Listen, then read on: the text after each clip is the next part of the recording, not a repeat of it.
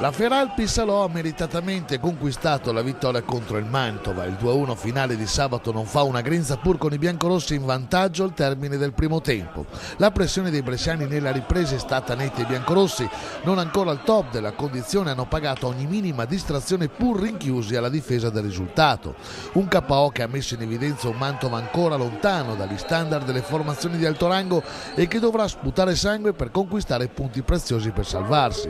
I margini di miglioramento sono comunque enormi. Mister Javorčić dovrà continuare a battere questa strada per avere il miglior Mantova possibile. La cronaca: al Martelli di Lluvia fa freddo davanti a quasi 2000 eroici spettatori. Gli 11 di Cittadella sono confermati con l'aggiunta di Foglio al posto di Raggio Garibaldi squalificato.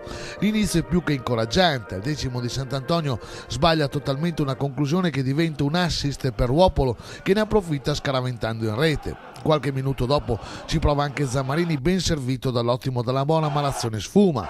La Feralpi Salò comincia a conquistare terreno e a impensierire la porta di Bonato con continui calci dalla bandierina. I biancorossi reggono subendo anche un clamoroso palo con l'ex giocatore del Castiglione Romero. Nella ripresa il Mantova scompare, la Feralpi Salò comincia a tessere la sua tela sfiorando 2 gol nei primi 10 minuti di gioco. I biancorossi non superano mai il centrocampo e dal 27° Bracaletti indovina l'angolo pareggiando il conto. Il Mantova cerca di rispondere, ma la pressione dei bresciani aumenta. Prima Bonato dice di no con una grande parata sul tiro di Romero e successivamente lo stesso Romero a trovare il gol sull'1° calcio d'angolo. È la rete che decide la partita. Sicuramente è una squadra che ci ha messo in difficoltà.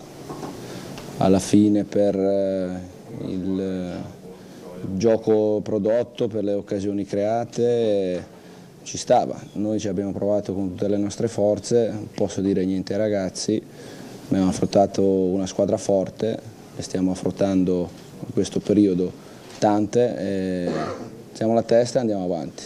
Ci dobbiamo salvare, loro devono andare in playoff, ce lo mettiamo in testa e continuiamo. Ci può stare, cioè in senso, è vero, anche se abbiamo sempre subito, no, la loro pressione, ci hanno fatto correre anche tanto primo tempo, grazie alla loro abilità tecnica, alla qualità dei loro giocatori. Abbiamo speso tanto, è successo un po' quello che è successo a Cittadella, non siamo riusciti dopo a riequilibrare un po' le forze in campo.